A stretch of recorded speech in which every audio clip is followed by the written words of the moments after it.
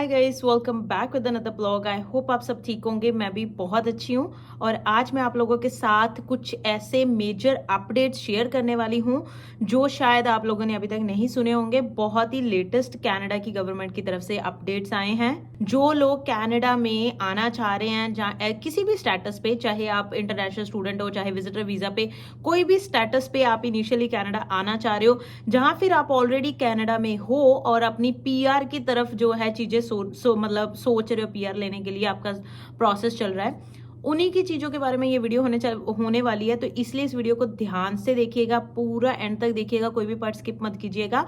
चलिए जी, वीडियो को शुरू करते हैं। वीडियो को स्टार्ट करने से पहले मैं आपको रिक्वेस्ट करना चाहती हूँ, चैनल पे नए आए हो तो चैनल को सब्सक्राइब, वीडियो को लाइक एंड शेयर जरूर कर देना। अगर मेरे साथ अपॉइंटमेंट बुक करना चाहते हो, किसी चीज को लेकर कोई डिस्कशन करना चाहते हो, तो डेफिनेटली आप मेरे साथ अपॉइंटमेंट बुक कर सकते हो। उसका लिंक आपको मेरे डिस्क्रिप्शन बॉक्स में मिल जाएगा, उसका लिंक आपको मेरी इंस्टाग्राम की बायो में भी मिल जाएगा।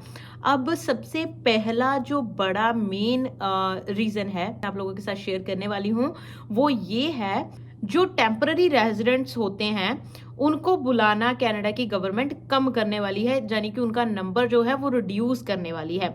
अब बहुत सारे लोगों को पहले तो यही क्वेश्चन होगा कि टेम्पररी रेजिडेंस में कौन कौन काउंट होता है। टेम्पररी रेजिडेंस में सब काउंट होते हैं जब तक आप पीआर नहीं हो जाते, यानी कि आप कनाडा के जब तक परमानेंट रेजिडेंस नहीं बन जाते तब तक आपका डजंट मैटर कौन सा स्टेटस है, चाहे आप विजिटर वीजा पे हो, चाहे आप स्टूडेंट हो, चाहे आप वर्क परमिट पे हो, एलएमआईए है, कोई भी स्पाउस वीजा है, कोई भी तरह का आपके पास वीजा है, लीगल स्टेटस है आपका कनाडा में, तो आप कनाडा के टेम्पररी रेजिडेंस ही कहलाते हो जब तक आपकी पीआर नहीं हो जाती। जब आपकी पीआर हो जाती है तब आप परमानेंट रेजिडेंस, जब सिटीजन हो जाते हो तो सिटीजन, राइट, सिटीजनशिप बेसिकली जब हो जाती है। तो टेम्पररी रेजिडेंट्स का जो है वो उनको बुलाना कम कर रहे हैं। क्यों? उसके बहुत सारे रीजन है। नंबर 1 रीजन जो है, जो जिसकी सब लोग कंप्लेन कर रहे थे, इनफैक्ट जो लोग कनाडा में नहीं है वो लोग भी कंप्लेन कर रहे थे, जो कनाडा आना चाहते हैं वो तो चलो कर ही रहे थे, जो ऑलरेडी है उनकी सबसे ज्यादा कंप्लेन थी कि कनाडा में, आपने बहुत सारी वीडियोस देखी होंगी कि कनाडा में हाउस के प्राइसेस जो हैं बहुत ज्यादा मतलब स्पाइक हो चुके हैं, पूरा एकदम से ऊपर शूट अप हुए हैं घरों के प्राइसेस, जिसकी वजह से ऑब्वियसली जब घरों के प्राइसेस बढ़ गए तो रेंट्स वगैरह भी बढ़ गए। उसकी वजह से इंटरनेशनल स्टूडेंट के लिए अफोर्ड करना एक चीज को, मतलब चाहे वो बेसमेंट है चाहे वो अपार्टमेंट है, किसी भी चीज को अफोर्ड करना बहुत ही ज्यादा मुश्किल हो रहा था। अब घरों के प्राइस तो नीचे आने से रहे, अब अगर कोई घर मतलब आ तो जाते हैं बट इतनी जितनी तेजी से बढ़े हैं उतनी तेजी से नीचे नहीं आने वाले हैं, ठीक है। घरों की प्राइसेस बढ़ने की वजह से बहुत चीजों का नुकसान हुआ। आपको मैंने जो बीच में से एक दो चीजें बताई कि रेंट वगैरह बढ़ गए, ग्रोसरी के प्राइसेस वगैरह बढ़ गए, बहुत सारी चीजें हुई, राइट। अब उस चीज को कवर अप करने के लिए गवर्नमेंट ने स्टूडेंट्स के लिए क्या किया कि स्टूडेंट्स की जीआईसी बढ़ा दी, और भी बहुत कुछ, फीस तो चलो बढ़ ही गई है पिछले कुछ सालों में से, राइट। तो स्टूडेंट के लिए सरवाइव करना बहुत मुश्किल हो रहा था। तो और जो यहाँ पे है उनको भी ये चीज इफेक्ट कर रही थी। अब नंबर ऑफ जो टेम्पररी रेजिडेंस है उनको रिड्यूस करने से फायदा क्या होगा, गवर्नमेंट ने ये बोला है कि हम अगले आने वाले 3 सालों के लिए नंबर जो है रिड्यूस करेंगे, मतलब कम वीजाज इशू करेंगे, सिंपल शब्दों में ये बोला है, कम वीजाज इशू होंगे। अब उसका रिजल्ट क्या निकलेगा कि बहुत ज्यादा रिफ्यूजल्स आएंगी। अगर आप अपना वीजा अप्लाई करने का सोच रहे हो, चाहे वो स्टूडेंट वीजा है, चाहे वो जैसे मैंने बोला किसी भी टाइप ऑफ वीजा है, उसकी जो फाइल है, उसका जो प्रोसेस है, जो भी फाइलिंग आप करोगे, पेपर वर्क, एसओपी लगती है, स्टेटमेंट ऑफ पर्पस, वो बहुत ही स्ट्रांग लगानी पड़ेगी आपको। बहुत सारे लोग बोलेंगे मुझे पता है कि ऐसा नहीं है, कुछ नहीं है।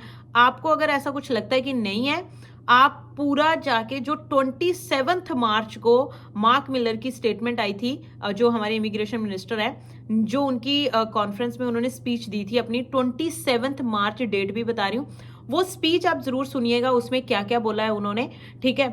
जैसे मैं आपको हमेशा बताती हूँ कि मैं बिना किसी चीज के आपके लिए वीडियो नहीं लाती हूँ, मैं हमेशा अपने रिसोर्सेज, मेरा एक ही रिसोर्स होता है मेन, जो मार्क मिलर की तरफ से स्टेटमेंट आई हो या फिर कोई अपडेट कनाडा की वेबसाइट पे आया हो, canada.ca की।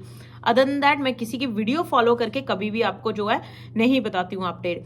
तो ये हो गया कि 5% तक, अब आप सोच रहे होंगे कि नंबर कम करना है, कितना नंबर कम करना है, 5% उन्होंने नंबर बोला है कि 5% वीजाज जो है हम एक्चुअल में, नंबर वैसे कम है बट आप ये चीज देखो कि नॉट जस्ट हम जब कोई वीडियो देखते हैं ना तो हम उसको हमेशा अपनी कंट्री से रिलेट करते हैं।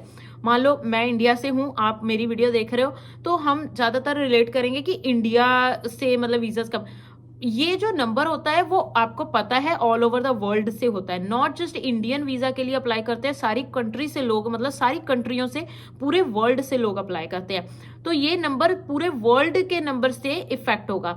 अब मेजॉरिटी ऑफ, मुझे पता है कि वीजा सबसे ज्यादा इंडिया से लगते हैं स्टूडेंट वीजा की तरफ अगर बात करें तो ऑब्वियसली मेजॉरिटी ऑफ रिडक्शन भी इंडिया के नंबर में ही देखी जा सकती है, ये मेरा मानना है, क्योंकि जिस भी कंट्री से ज्यादा वीजास होंगे उसी कंट्री को ज्यादा रिफ्यूजल का डर हो सकता है। ठीक है, नंबर 1 तो ये जो है थोड़ी सी सैड न्यूज मुझे लगी।